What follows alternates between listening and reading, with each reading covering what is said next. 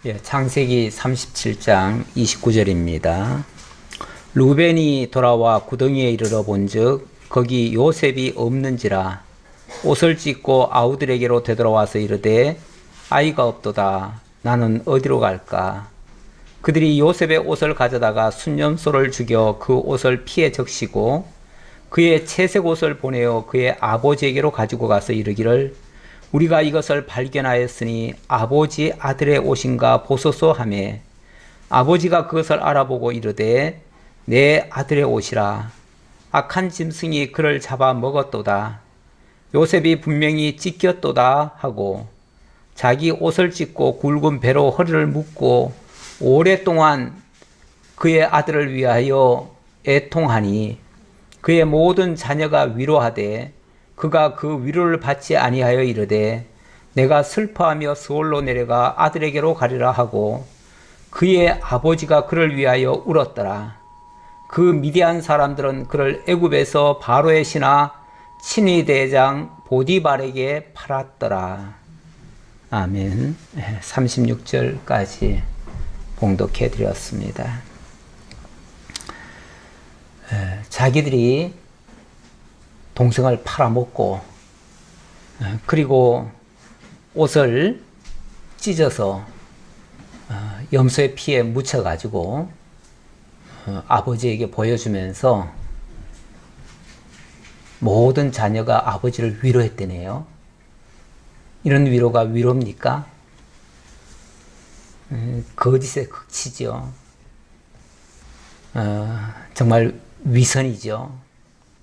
이런 위로는 정말 가증스러운 위로지요. 이런 위로라면은 차라리 위로 안 하는 것보다 훨씬 못합니다. 위로라고 다 위로가 아니죠. 악어의 눈물이라는 말도 있지요. 악어가 잡아먹고는 눈물을 뚝뚝 흘려요. 불쌍하다고. 지가 잡아먹고. 그런 눈물은 눈물도 아니죠. 지금 누구 얘기입니까? 언약 자손들 이야기입니다. 언약 자손들이 정말 이렇게 사악한 모습을 보여주고 있습니다.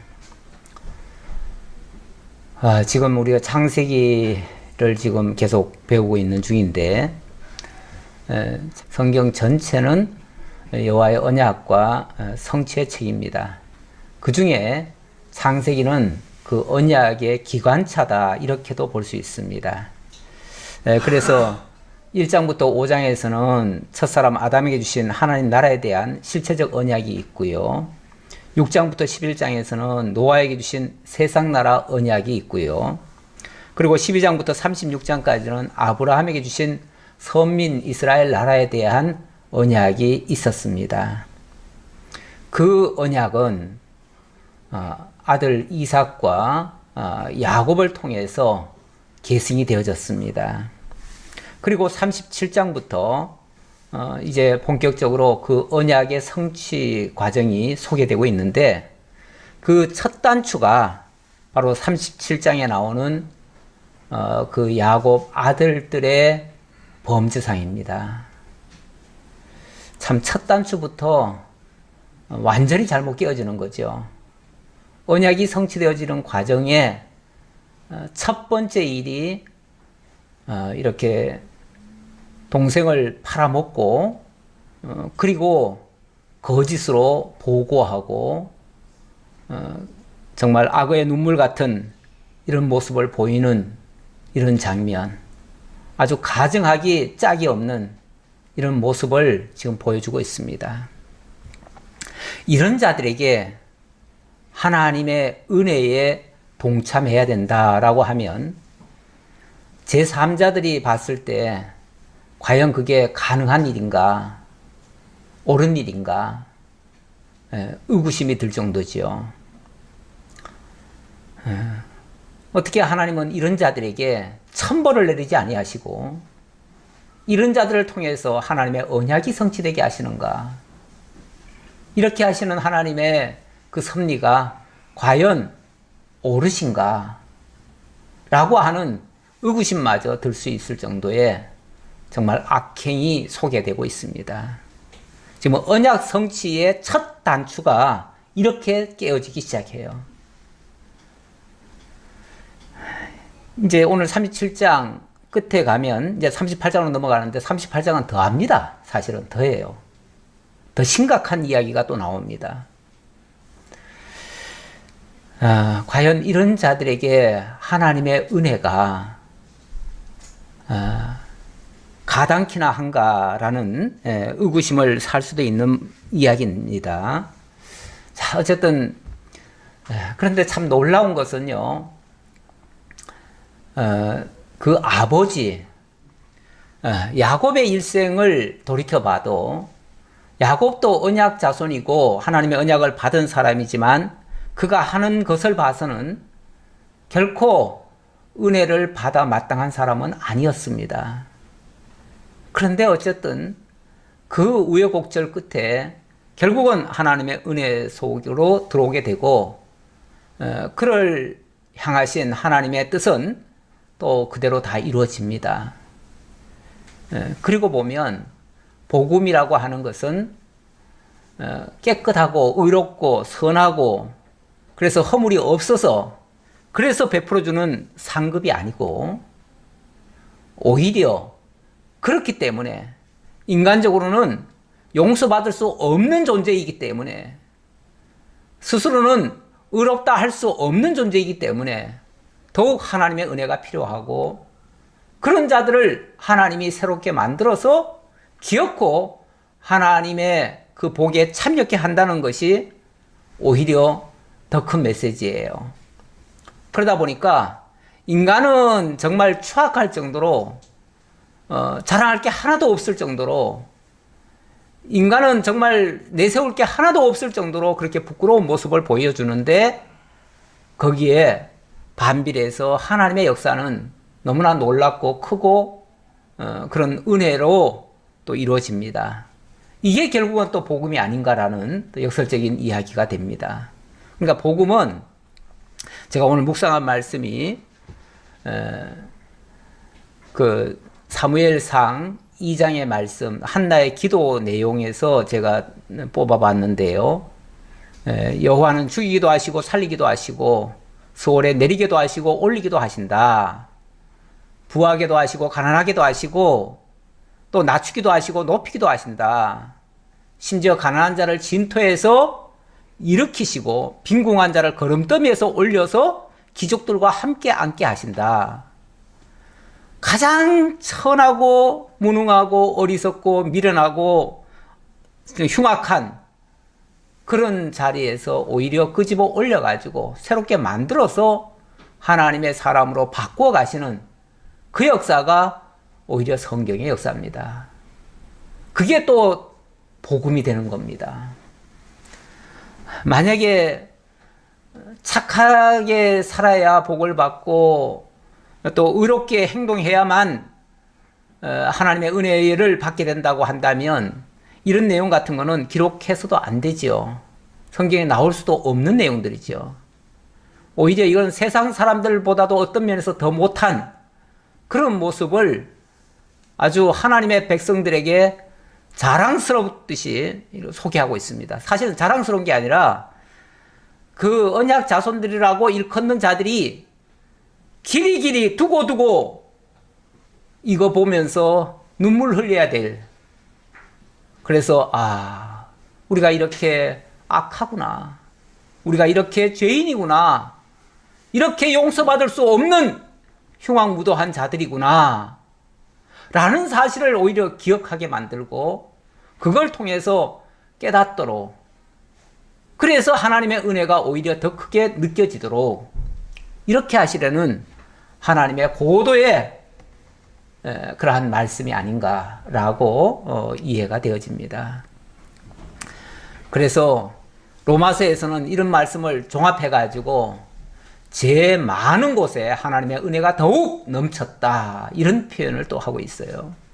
우리 하나님이 하시는 거는 밑바닥에 내려가게 해놓고 거기서 끄집어 올려가지고 하나님의 능력으로 하나님의 은혜로 결국은 구원받고 하나님의 영광을 찬양할 수밖에 없도록 이렇게 만드시는 섭니다라고 이해할 수가 있겠습니다. 그래서 아무리 봐도 성경상에서 인간들의 자랑스러운 모습은 별로 보일 게 없어요.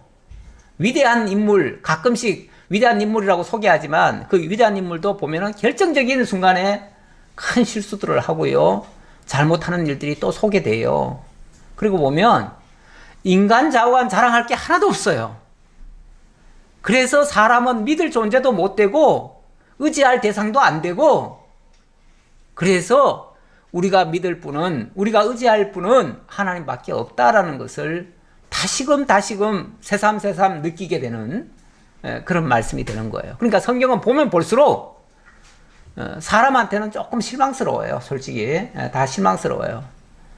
그래서 그래서 우리가 하나님만 더 믿어야 되겠구나, 하나님만 더 의지해야 되겠구나, 이렇게 나아가도록 만드십니다. 자, 어쨌든 야곱의 아들들이 아버지의 사랑을 듬뿍 받았던 요셉을 시기해가지고 미워해가지고 결국은 그를 죽이고자 했습니다. 처음에는 죽이고자 했는데 루벤이 그래도 죽이는 건 좀 너무하지 않느냐, 그러니까 우선 저 물 없는 웅덩이다 집어넣어 놓으면 우리 손 안 건드리고도 죽을 수 있지 않겠느냐, 그래 놓고 일단 시간을 벌었지요. 벌고 이제 나중에 자기가 별도로 형제들이 간 다음에 자기가 몰래 빼내 가지고 그를 살릴 목적으로, 루벤은 그 목적으로 일단은 다른 형제들의 의견에 동의는 해줬는데, 그런 어떤 나중에라도 살려야 되겠다고 하는 이 생각에서 이렇게 제안을 했던 거예요. 했었는데, 그래 놓고 자기는 일부러 수침이 뚝 떼고 자기는 그냥 거기에 가담 안 하는 것처럼 멀리 갔다가 일부러 다른 형제들이 어떻게 하든지 내버려 두고 내가 나중에 살리면 되지, 이런 생각을 했어요. 순진한 거죠. 순진했어요. 그래 놓고 어디를 갔다 왔는데 와보니까 동생이 없는 거예요. 없는 거예요. 그러니까 29절, 루벤이 돌아와 구덩이에 이르러 본즉 거기 요셉이 없는지라 옷을 찢고 아우들에게 되돌아가서 이르되 아이가 없도다. 나는 어디로 갈까? 나 이제 어떻게 하지? 그 말이죠. 나는 어떻게 하지? 내가 지금 어찌 보면 맏아들이잖아요.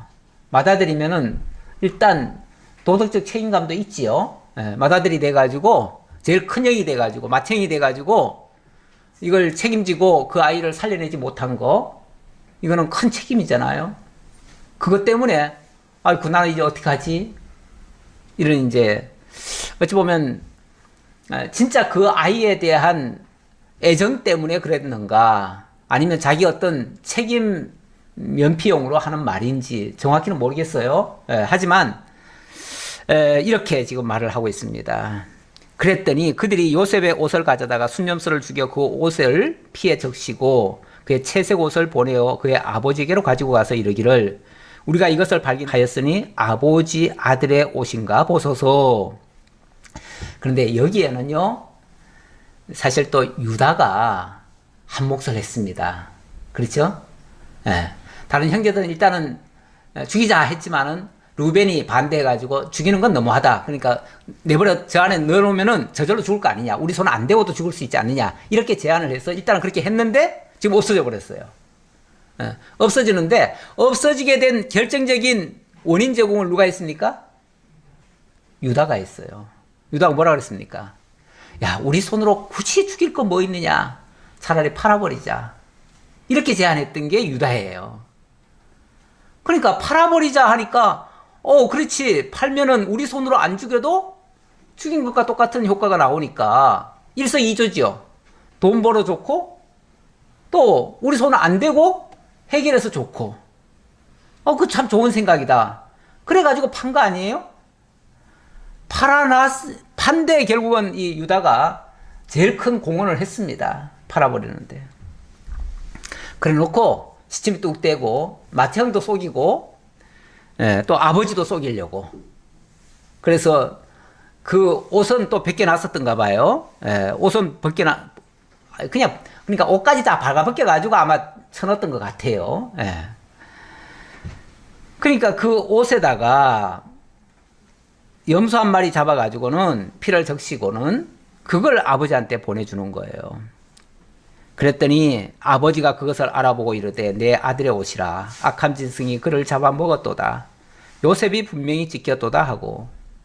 아버지들은요, 아무리 자식들이 고약해도요, 일단 믿습니다. 자식은. 예, 내 자식이니까. 예, 설마 자기를 속일 거라고는 상상을 못하지요. 그러니까 이렇게 정말 뻔한 거짓말을 하고 있음에도 불구하고 진짜 그 옷을 주워가지고 온 줄 알고 우리가 오다가 이 옷을 주웠습니다. 그리고는 가져왔겠죠. 근데 옷이 보니까 다 찢겨져 있어요. 다 찢겼다는 거는 분명히 어떤 짐승에게 잡혀 먹혔다는 뜻이고, 거기다가 또 피까지 묻어 있어요. 그러니까 이거는 잡혀 먹히면서 피를 흘린 게 틀림없다. 그러니까 이건 틀림없이 죽었다라고 단정하게끔 만든 거죠. 너무 교활한 거죠. 그 자식이 죽었다고 생각하니까 아버지는 절망입니다. 왜냐하면 그동안 제일 사랑했던 자식이에요. 자식 중에서. 물론 이게 뭐 자식이 사실은 어느 자식을 특별히 더 사랑한다는 거는 아버지 입장에서 옳은 처신은 아니에요. 예. 하지만 사람들이 그래도 누군가에게는 정이라든지 아니면 마음이 더 쓰이는 자가 있지요. 그런데 그 쓰이는 이유는요, 그가 꼭 잘나서가 아니라 아픈 손가락 같은 경우가 더 많이 신경이 쓰여요. 그런데 이 요셉이 누구냐면 그 사랑하던 아내 라헬의 아들인데, 라헬이 정말 뒤늦게 고생하다가 자식을 낳았어요. 그리고 둘째는 낳다가 그만 죽었어요. 그러니 이 아이는 어찌 보면은 어미도 없이 큰 셈이에요.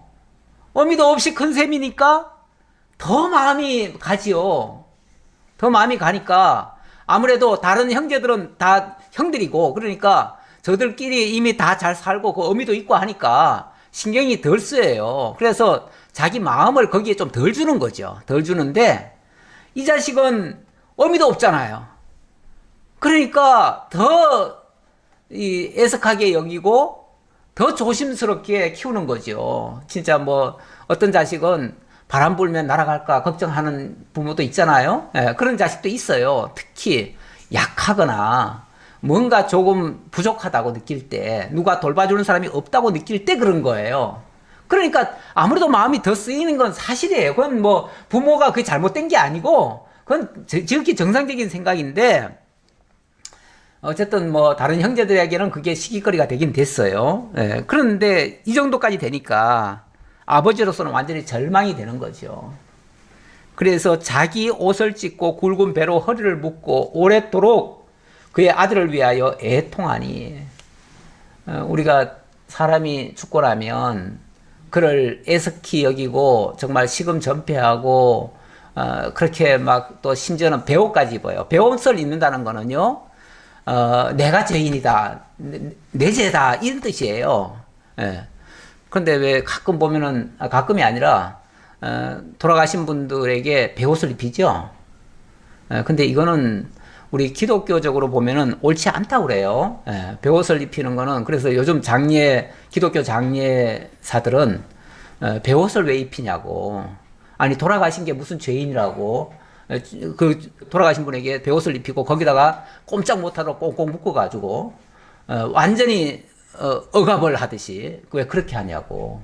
이거는 죄인들에게, 옛날에 죄인들에게 배옷을 입혀가지고 꽁꽁 묶어가지고 너는 죄인이다 라는 걸 인식시키느라고 그렇게 한 일인데, 아니 죄인이면은 그 자식들이 죄인이 돼야지, 우리가 죄인이요 그래야지 왜 죽은 자를 그 죄인을 만듭니까? 그래서 그건 옳지 않다. 이건 뭐 좀 군소리 같은데, 그만큼 배옷을 입었다는 말은 이게 내 탓이다. 내 탓이다. 아버지가 내가 그 자식을 보내지 말았어야 되는데 내가 보내가지고 결국은 아들을 죽게 만들었구나.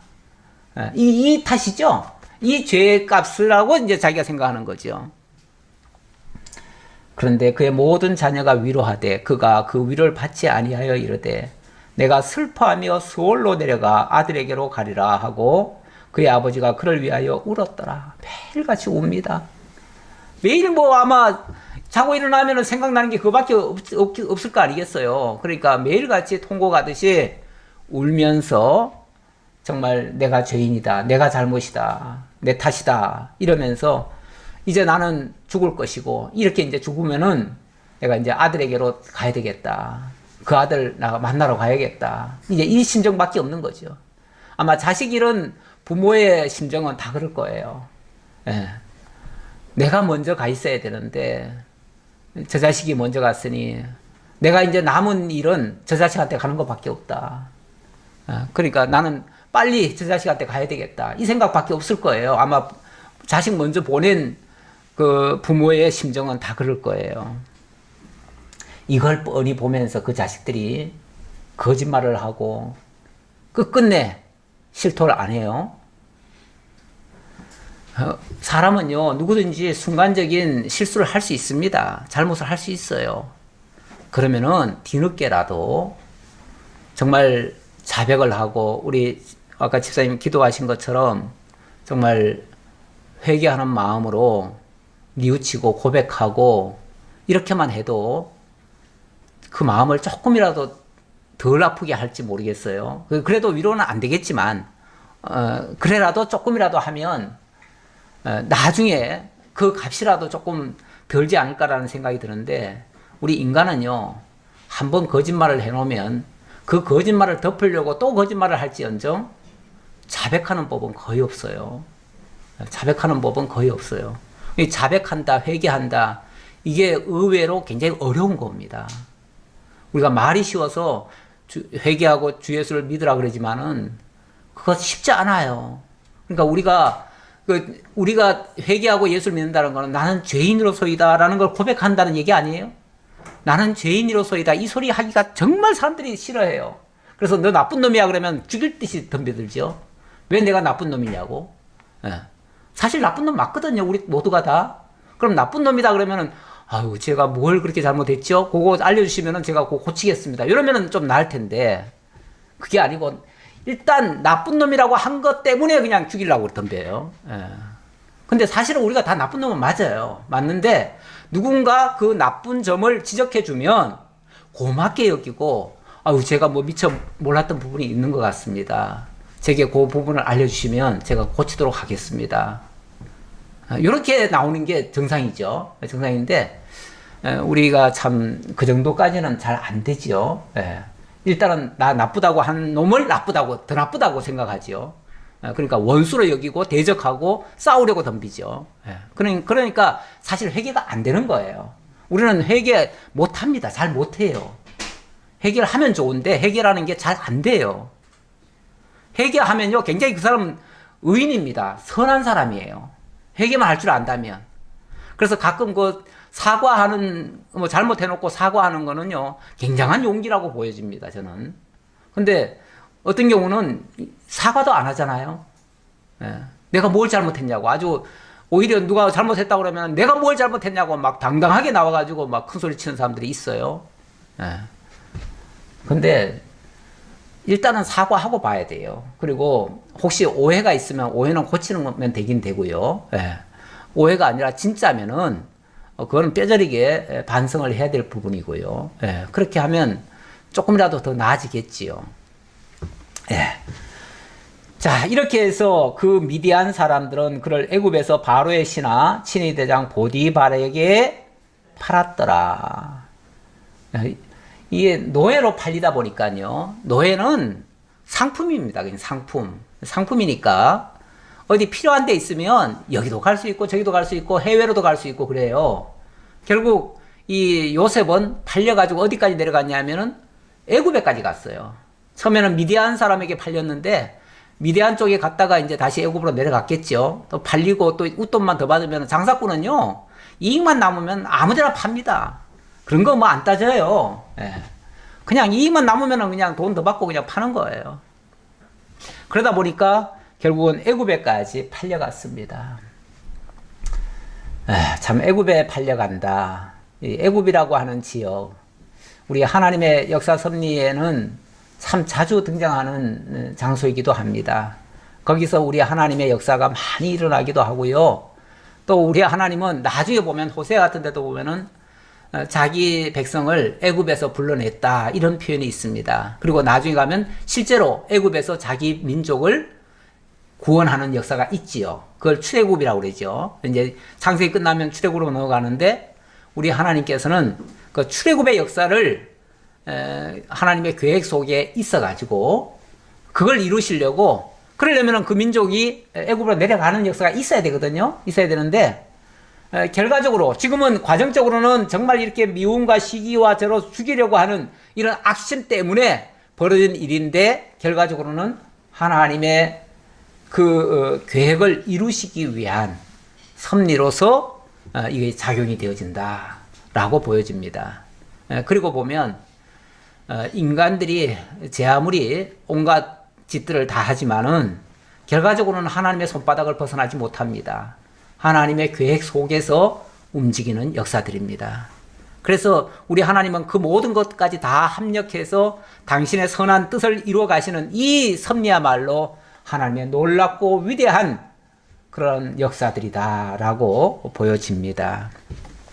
자, 38장으로 넘어갑니다. 38장. 조금 전에는 37장은 야곱의 그 자식들이 전부 다 이렇게 어찌 보면 공모를 해가지고 악행을 저질렀는데 이번에는 거기서 어찌 보면 제일 선봉장 같은 유다가 저지르는 범죄사입니다. 범죄사인데 참 유다 그러면은 나중에 보면 하나님의 가장 큰 은혜를 입은 그런 지파가 되기도 하는데 그런 지파가 정말 죄악에도 최고봉으로 올라갑니다. 등극을 합니다. 악한 일에도 제일 앞장을 서고 지난번에 팔아먹지 않은데도 앞장섰던 이 유다인데 이번에 하는 짓도 정말 우리가 도저히 이거 용납하기 어려운 그런 일을 또 하게 됩니다. 자, 38장으로 넘어갑니다. 38장 보시면은 주보에 1절로 5절에서는 유다가 가나안 사람의 딸을 아내로 취해서 자식을 낳는 장면. 다시 말하면 가나안 사람을 아내로 맞이하는 장면이죠. 그 후에 유다가 자기 형제들로부터 떠나 내려가서 아둘람 사람 히라와 가까이 하니라. 아둘람 사람 히라와 가까이 했다. 이 아둘람이라는 이 말은요, 물론 지명입니다. 지명인데 이 단어의 뜻이 뭐냐면 격리된 곳이란 뜻이에요. 격리된 곳이란 뜻은 아주 멀리 어디 우리말로 하면은 저기 어디 산골짜기 거기는 아무도 별로 그렇게 가지 않는 곳 이런 곳이요. 뭐 심산유곡이라고 그러나요? 이런 곳 아주 깊은 산골 같은 곳 이런 곳이에요.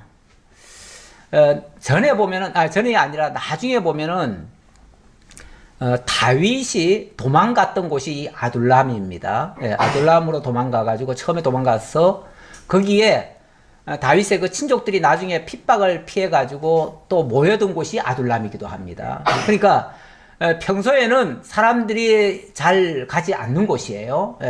그렇게 숨기 좋은 장소, 아주 첩저삼중 뭐 이런 곳이라고 볼 수 있어요. 왜 유다가 왜 그런 곳을 갔을까? 거기 가가지고 왜 히람이라고 하는 사람을 또 친구 삼았을까?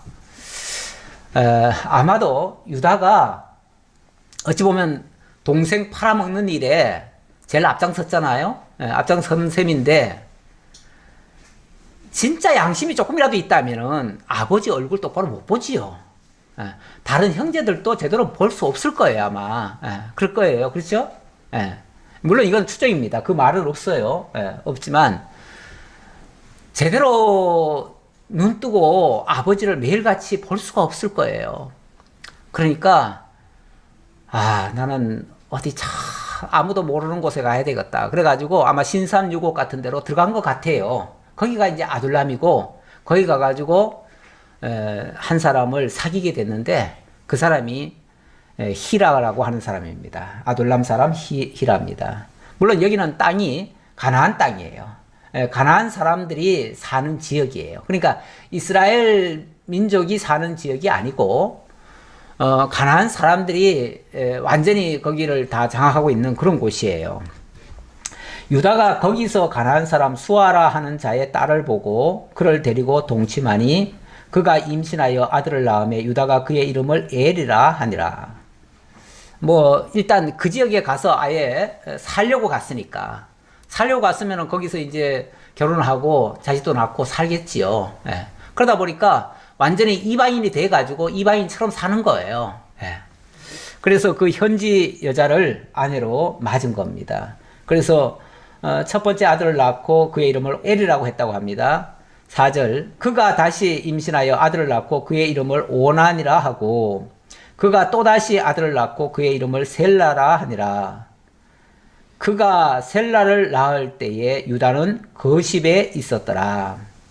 예, 아둘람이라고 하는 지역에서 이제 그 이웃 지역이겠죠. 다 거기 근처일 거예요. 근데 이제 거십이라고 하는 지역에 살았다는 거예요. 아예 거기다 이제 살림집 차리고 완전히 그쪽으로 이주해가지고 거기서 완전히 살기로 작정을 한 거예요.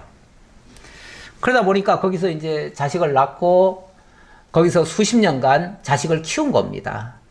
키우고 이제 자식들이 다 커가지고 결혼할 때가 됐어요. 그러니까 벌써 몇십 년 지난 거예요. 예. 이렇게 성경은 빨리빨리 지나갑니다. 예. 그렇게 중요하지 않은 얘기는 그냥 넘어가요.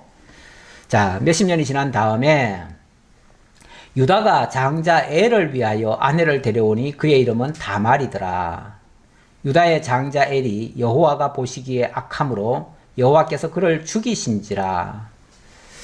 자, 일단은 이제 그 엘이 장가갈 때가 돼가지고 그 아내를 하나 붙여줬습니다. 근데 데려왔는데 그 가나안 현지 여자를 데려왔지요.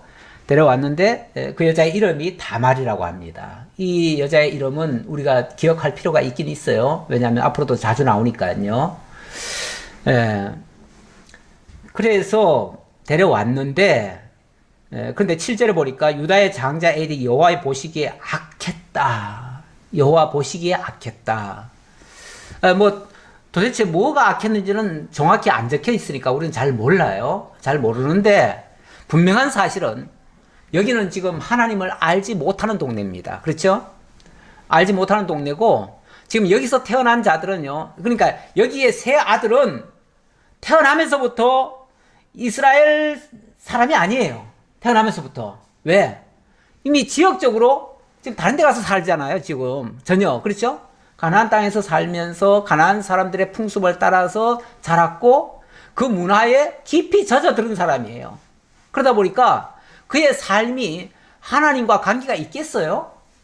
없어요. 어쩌면 유다도 이미 하나님 떠난 사람이나 마찬가지예요. 네. 그 동생을 그렇게 팔아먹고 난 다음에 양심의 가책 때문인지 어쩐지 자관 아버지 곁에는 도저히 있을 수가 없고요. 더 이상 하나님과는 관계없이 이제 살았던 거예요. 그러다 보니까 당연히 그가 하나님과는 무관한 삶을 살았겠죠. 네. 무관한 삶을 사는데 아예 하나님의 백성이 아니면요. 하나님은 관여도 안 하십니다. 그렇죠? 네. 우리 히브리서에서 배웠잖아요. 하나님의 징계가 없으면 그는 사생자요 참 아들이 아니니라 그랬잖아요. 징계가 없다면은 그냥 사생자고 참 아들이 아니에요. 그러니까 그런 자들은 하나님이 관여도 안 해요. 관여도 안 하는데 지금 하나님이 그의 행위가 굉장히 보시기에 악함으로 그를 죽이셨대요. 이거는 뭐 하신 거죠? 하나님이 관여하신 거예요. 관여하신 거예요. 그리고 그 자녀들도 하나님이 안 놓고 계시는 거예요. 쉽게 말하면 유다는 하나님을 떠났는데 하나님은 그 유다를 안 놓고 계시는 거예요. 안 놓고 그 자식을 지금 하나님이 관여를 하셔요. 그래서 죄를 지었으면 그 죄에 대한, 이건 그냥 죄가 아니라 도덕적 죄가 아니라 하나님께 대한 죄라고 그랬어요. 여호와 앞에 악함으로 이렇게 나오는 거 보면 하나님을 대적한 죄가 있었던 거죠. 그 죄가 뭔지는 정확히 몰라요. 그러나 하나님을 저주했든지 뭘 했든지 자관 하나님을 대적한 행위가 틀림없어요. 그래서 하나님께로부터 침을 당해가지고 죽었어요. 죽으니까 그래도 유다가 그래도 이스라엘의 전통은 좀 알고 있는 것 같아요. 그러다 보니까 죽은 다음에 일 처리를 어떻게 하냐면 8절에 유다가 오난에게 이르되 네 형수에게로 들어가서 남편의 아우된 본분을 행하여 내 형을 위하여 씨가 있게 하라. 이 말을 하네요. 이거는 어찌 보면 유다의 그 이스라엘의 일종의 전통이에요. 아직까지는 제대로 된 법은 없으니까 전통이라고 얘기할 수밖에 없죠. 그 전통이라는 게 뭐냐면 나중에 이게 이제 법으로 제정이 됩니다. 제정이 되는데 그 율법에서 하나님이 율법으로 제정을 해줘요. 근데 아직은 율법 제정되기 전이니까 전통이라고 봅시다.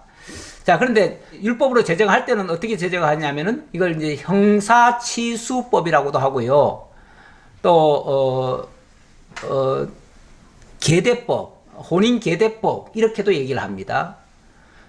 형사치수란 말은 형이 죽은 다음에 그 동생이 그 형수를 통해서 자녀를 낳아주는, 이거는 이제 목적이 어디 있냐면 윤리적으로 보면은 말이 안 되는 얘기예요. 윤리적으로는 도저히 말이 안 되는 얘기인데 목적이 어디 있냐면 이스라엘의 그 언약 자손에게는 이 대를 잇는다는 게 굉장히 중요해요.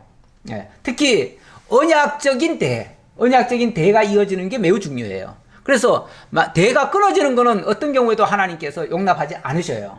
그럼 대를 잇게 하시는데 대를 이으려고 하는데 만약의 경우 대를, 그러니까 원래는 이제 원칙적으로는 장자를 통해서 대가 이어지는 게 맞지요? 맞는데 장자가 죽었어요. 자식이 없이 죽었어요. 그래 버리면은 대를 이을 방법이 없잖아요.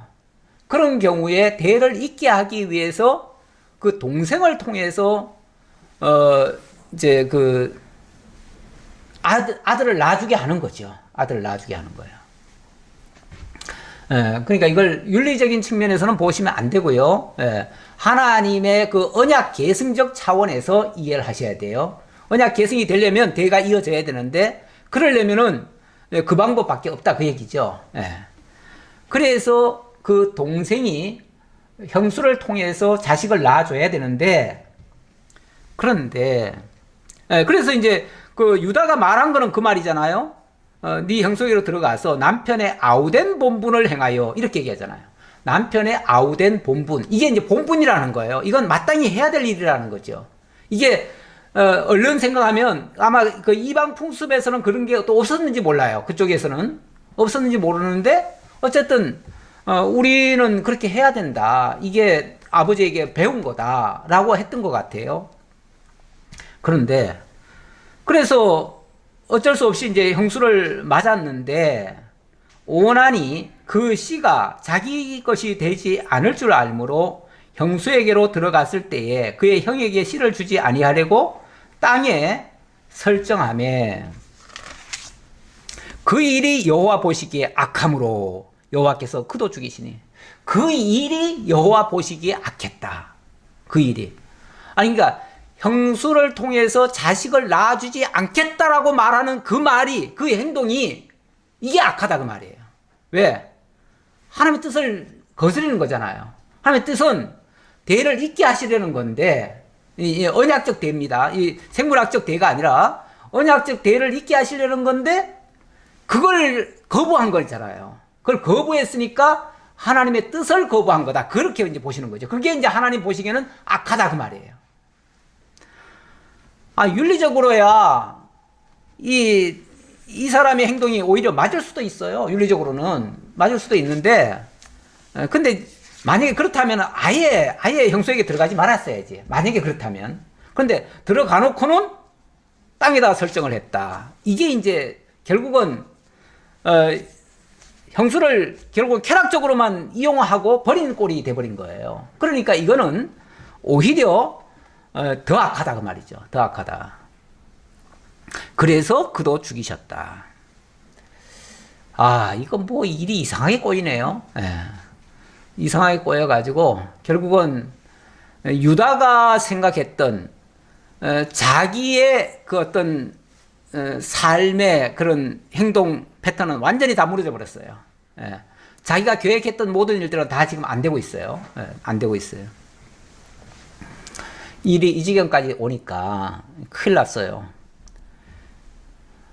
그래서 이제 이거 만약에 유다가 생각하고 있는 그 원칙대로라고 한다면은 이제 오난까지 죽었으니까 그 다음에 이제 막내 셀라를 줘야 되는데 셀라까지 그렇게 하다가는 셀라까지 죽을 것도 같아요. 자칫하면 그럴 수도 있죠. 근데 이제 기본적으로 이 친구들은 지금 하나님 지금 모르니까 이런 행동을 한 거고 하나님 뜻을 알면 이렇게 않았을 텐데 어쨌든 자 이러니까 유다가 이제 생각을 하는 거예요. 야 이거 자칫하면은 세 자식 다 잃겠다 라는 생각이 드는 거예요. 그래서 11절 유다가 그의 며느리 다말에게 이르되 수절하고 내 아버지 집에 있어 내 아들 셀라가 장성하기를 기다리라 하니 셀라도 그 형들같이 죽을까 염려함이라. 다말이 가서 그의 아버지 집에 있으니라. 예, 수절하고 네 아버지 집에 있어라. 이 말은 친정 가라 그 말이죠. 친정 가서 이제 핑계는 뭐냐면은 아직 셀라가 어리지 않느냐. 아마 비교적 어렸겠죠. 비교적 어렸을 테고 그렇다고 해가지고 뭐 아직까지 결혼 때가 아직 좀 덜 됐는지 모르겠지만 어쨌든 그건 핑계고요. 핑계고 어쨌든 이렇게 해서 친정에 가 있어라 그랬어요. 그리고 수절하고 있어라. 그 말은 이제 내 아들이 조금 이제 크면은 그때 그 대를 이어주겠다라고 했어요. 이 다말 입장에서는 어쨌든 이 대를 이어야 된다고 하는 그 책임감이 또 있었던 거고요. 예.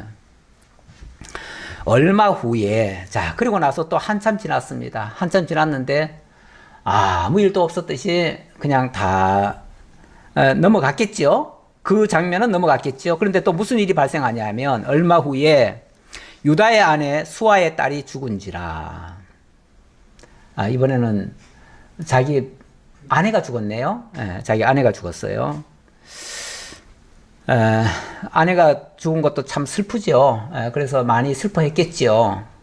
그리고 난 다음에 유다가 위로를 받은 후에 그의 친구 아둘람 사람 히라와 함께 딥나로 올라가서 자기의 양털 깎는 자에게 이르렀더니 아무래도 굉장히 이런 슬픈 일을 당하면 위로받고 싶어 해요. 누구든지. 그래서 제일 그때 이제 위로해 줄 사람이 누구냐면 친구죠. 아무래도. 그러니까 친구를 또 찾아가는 거죠. 뭐 유다는 사실 좋은 친구는 없는 것 같아요. 좋은 친구는 없는 것 같은데 히라라고 하는 아둘람 사람이 하나 친구로 지금 사귀어놔가지고 어려운 일이면은 그 사람을 찾아갑니다. 근데 그 사람의 친구를 잘못 만나면요. 친구가 코치해주는 대로 살거든요. 그러다 보면 하나님과는 무관한 그런 친구를 만나 놓으면은 이제 그가 코치해주는 거는 하나님을 더 거스르는 행위가 돼요. 그래서 사실은 더 안 좋은 방향으로 가게 되는데 어쨌든 이제 아쉬우니까 또 친구한테 갔어요. 갔다가 자기의 양털 깎는 자에게로 이르렀다. 그 말은 이제 그 일을 보고 친구 만난 다음에 이제 자기 양털 깎는 자들 곁으로 갔다. 아마 때가 양털 깎을 때인 것 같아요. 그 뭐 다른 성경에도 보면은 이 양털 깎을 때가 있어요. 이 양털이라고 하는 게 그 어느 정도 자라면요, 그걸 깎아야 그걸 가지고 뭐 여러 가지 용도로 쓸 수가 있어요. 그게 상품 가치가 있어요. 근데 그걸 제때 안 깎으면은 그 털은 다 못 쓰게 됩니다. 그래서 제때 깎아줘야 되고 그 깎는 것이 일종의 그 목축하는 사람들에게는 그게 추수기나 마찬가지예요. 굉장한 소득도 돼요. 그거는 챙겨야죠. 챙기기 위해서 자기 양털 깎는 자들 곁으로 갔다 그럽니다. 그런데 어떤 사람이 다말에게 말하되 네 시아버지가 자기의 양털을 깎으려고 딥나에 올라왔다 한지라. 너 시아버지가 지금 딥나에 와 있다. 딥나에 아마 이 유다의 양이 있었나 봐요. 그러니까 거기 왔다라고 이제 얘기하니까 이 다말이 어떻게 행동을 하냐면 그가 그 과부의 의복을 벗고 너울로 얼굴을 가리고 몸을 휩싸고 딥나 길 곁 에나임 문에 앉으니 이는 셀라가 장성함을 보았어도 자기를 그의 아내로 주지 않음으로 말미암음이라. 이 다말이 큰 결심을 한 것 같아요. 시아버지가 왔다고? 그런데 나에게 셀라를 안 줘? 그러면은 셀라를 안 준다면 내가 당신을 차지하겠다. 아마 이런 생각을 한 것 같아요. 좀 발칙한 생각이긴 한 것 같은데 어쨌든 거기까지 생각이 미쳤던 것 같아요. 그렇게 하려면 결국은 시아버지를 유혹을 해야 되는데 유혹하기 위해서는 이 과부의 의복을 입고는 안 되잖아요. 이 과부의 의복이라고 하는 거는 나 지금 수절하고 있어 하고 하는 표시예요. 표시인데 그런 옷을 입고 있으면 안 되죠. 그러니까 너울로 얼굴을 가리고 몸을 휩싸고 딥나 길곁 에나임 문에 앉았다. 쉽게 말하면 길거리에 앉은 거예요. 길거리에 앉았다는 말은 우리 흔히 왜 길거리 여자 이런 표현을 쓰죠. 길거리 여자라는 말은 누구든지 건드려도 좋다라는 그런 뜻이에요. 나 쉽게 말하면 누구든지 나 건드려도 좋소 하고 자기를 내어 맡겨놓은 사람이에요. 소위 이제 그런 사람을 이제 창녀라고 그러죠. 창녀라고 그러는데 나 창녀요 하고 그렇게 이제 표시를 한 거예요. 예. 그러니까 15절에 그가 얼굴을 가리었으므로 유다가 그를 보고 창녀로 여겨 길 곁으로 그에게 나아가 이르되 청하건대 나로 너에게 들어가게 하라 하니 그의 며느리인 줄은 알지 못하였음이라. 예. 그가 며느리인 줄은 뭐 꿈도 생각 못하지요. 그거는 그렇게 생각하는 사람 아무도 없지요. 그런데 이제 길거리에서 당연히 창녀복을 입고 있으니까 창녀인가 보다. 창녀라면은 내가 오늘 너한테 들어가고 싶다. 이렇게 얘기를 하는 거죠. 쉽게 말하면 흥정을 하는 거죠. 그러니까, 그러면은 들어오세요. 그 대신 나한테 뭐 주려고요? 값을 주고 들어와야죠. 그냥은 들어올 수 없죠. 그러니까 그가 이르되 당신이 무엇을 주고 내게 들어오려느냐? 유다가 이르되 내가 내 떼에서 염소 새끼를 주리라. 그가 이르되 당신이 그것을 줄 때까지 담보물을 주겠느냐? 제가 염소 새끼 주겠다. 그러니까. 염소 새끼는 지금 당장 가져온 게 아니잖아요. 그러니까 그럼 염소 새끼 가져올 때까지 내가 뭐 담보물을 하나 받아놔야겠습니다. 그랬더니, 그러면은 내 지금 주머니에 있는 게 이게 있다. 그리고는 몇 가지 주는 거예요. 주는 게 뭐냐면은 유다가 이르되 무슨 담보물을 너에게 주랴. 그가 이르되 당신의 도장과 그 끈과 당신의 손에 있는 지팡이로 하라. 유다가 그것들을 그에게 주고 그에게로 들어갔더니 그가 유다로 말미암아 임신하였더라. 아이고 큰일 났습니다. 큰일 났어요. 이런 장면 제가 참 읽기도 벅찹니다. 양이 많아서 벅찬 게 아니라 이 내용은 참 전하기가 어려운 내용이에요. 옛날에 저희 어머니 살아계실 때 제가 좀 모시고 살았거든요. 그런데 어느 날은 성경 읽다 말고 이 장면을 읽으셨대요. 날 앉혀놓고는 너 이 장면은 절대로 이거 가르치면 안 된다. 교회에서 이거 가르치면 큰일 난다. 이런 건 절대 가르치면 안 된다. 나한테 신신당부를 하시더라고요. 당신도 이걸 읽으면서 너무 민망해가지고 아이고 혹시라도 내가 이걸 전할까봐 걱정이 되셨던 거예요. 그래서 이런 거는 성도들이 알면 큰일 난다 이거. 그러니까 이런 건 몰래 해야 된다. 모르게 해야 된다. 그만큼 부끄러운 얘기를 우리 성경에는 그냥 적나라하게 적어놨네요. 적나라하게. 너무 세세하게 적어놔 버렸어요. 아니 다른 것들은 그냥 몇 년씩 훌쩍훌쩍 뛰어넘으면서 이런 얘기를 왜 이렇게 세세하게 적습니까? 아니 우리가 성경을 강론을 안 하면 이거는 절대 제가 제목 설교는 할 수 없는 설교입니다. 이거는 할 수 없어요. 그래서 진짜 제목 설교하시는 분들은 이런 부분을 아마 절대 안 다룰 것 같아요. 안 다룰 것 같아요. 저도 그래서 이런 부분을 전하기는 쉽지 않아요. 이게 도대체 우리 성경과 무슨 상관이 있을까? 특히 우리 성경이 전체가 하나님의 언약과 성취의 내용이라고 하고 그거를 복음적으로 이해를 해야 되는데 이게 어떻게 복음이 되는가? 이런 사건이 라고 얘기한다면 그래 복음이라고 하는 거는 진짜 죄 많은 곳에서 하나님의 은혜로 이 모든 걸 바꾸시는 역사다. 그러니까 인간에게는 최악으로 가야 오히려 복음이 더 분명하게 드러난다 라는 사실로 밖에는 제가 설명할 길이 없습니다. 다른 방법으로는 이 설명이 안 돼요. 이거 전하면서 이거 본받으십시오 할 수는 없잖아요. 그렇죠? 이거 본받으십시오. 아니 우리가 성경을 왜 자꾸 윤리 도덕적으로 설교하시는 분들은 성경 읽어놓고는 우리 분들이 이렇게 했으니까 우리 이렇게 사십시다 그러잖아요. 자꾸 그걸 적용이라고 하잖아요. 자꾸 적용해야 된대요. 우리한테도 다 적용하려면 이것도 적용해야 되는데 이거 적용하면 큰일 나잖아요. 그러니까 이런 거는 그런 식으로 우리 그러니까 윤리 도덕적으로 이걸 해석을 할 방법이 없어요. 하나님도 그렇게 우리 삶에다 적용하라고 가르친 내용이 아니에요. 오히려 인간은 이렇게 정말 미련하고 어리석고 죄악이 많고 악하다는 것을 오히려 드러내는 거예요. 드러내면서 동시에 하나님의 그 변화시키는 역사, 또 이런 자를 통해서 하나님은 또 당신이 구원의 역사를 이루어내시잖아요. 또 마침내. 그래서 제가 오늘 묵상한 말씀처럼 정말 진토에 내려가게 했다가 거기서 끌어올려 가지고 하나님의 능력의 영광을 보이시고 하나님의 구원의 역사를 이루시는, 그리고 이것까지도, 이 악한 것까지도, 인간의 모든 사악한 것까지도 합력해서 선을 이루시는 분이심을 일깨워 주시는, 그거야말로 진짜 복음이 아닌가. 복음은 그래서 인간의 죄악부터 소개를 해요.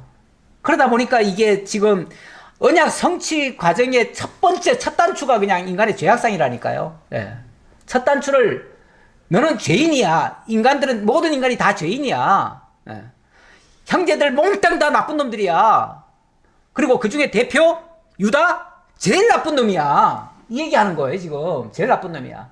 그런데 내가 그를 통해서 하나님의 사람 만들어 가는 거야. 내가 바꿔가는 거야. 너희들이 하는 게 아니고 내가 하는 거야. 제가 이 얘기를 하려고 결국은 이 말씀을 제일 전면에다가 첫 단추로 이걸 갖다가 껴놓은 거예요. 그러니까 이거를 우리가 복음적으로 이걸 해석을 하지 못하면은 이 부분은 도저히 설명이 불가능한 내용이라 이렇게 보여집니다. 오늘은 여기까지 보도록 하겠습니다. 기도하겠습니다. 아버지 하나님, 오늘도 창세기를 통해서 인간이 얼마나 악한지를 다시 한번 적나라하게 살펴보았습니다. 유다의 모습이 우리와 별반 다르지 않습니다. 우리가 유다보다 더 의롭고 더 선해서 하나님의 사랑을 받은 자들이 아닙니다. 예수님 십자가에 못 박았던 그 죄인들 보면서 우리가 그 시대에 있었다면 우리는 예수를 절대로 십자가에 못 박지 않았을 것이라고 말했던 자들도 있습니다. 하지만 우리가 그 현장에 있었다면 우리 입으로 저 예수를 십자가에 못 박으라 못 박으라 소리쳤던 사람들일 것입니다. 아버지 하나님, 우리도 똑같은 죄인이고 용서받지 못할 죄인이고 흉악한 죄인들인데 우리 하나님께서 그 악한 자들을 하나님의 사람으로 만들어 주신다는 것을 오늘 성경은 또 증거하고 있습니다. 그러기에 저희에게도 소망이 있고 그러기에 저희들도 그 은혜로 구원받는다는 사실을 알게 되었습니다. 그래서 우리가 내세울 것은 아무것도 없습니다. 이 모든 것이 다 하나님의 은혜였고 하나님의 사랑이었음을 고백합니다. 정말 하나님만 믿고 의지하며 사람 의지하지 않고 어리석고 미련하고 악한 인간들 추종하지 아니하고 오직 하나님만 붙잡는 저희 모두가 되게 하옵소서. 이 시간 참여하고 싶어도 또 사고로 인해서 또 질병으로 인해서 또 여러 가지 또 어려움으로 인해서 또 코로나로 인해서 함께 참여하지 못한 성도님들 많이 있습니다. 있는 처소에서 아픈 곳은 주님께서 어루만져 주시고 또 상처받은 심령은 주님께서 또 고쳐주시고 그리고 정말 하나님의 위로와 하나님의 손길이 필요한 자들에게 주님께서 어루만져 주셔서 깨끗하게 고쳐주셔서 정말 하나님 앞에서 다 회복될 수 있도록 하나님 인도해 주옵소서. 이 시간도 함께해 주옵심을 감사드리옵고 예수 그리스도의 이름으로 기도하옵나이다. 아멘.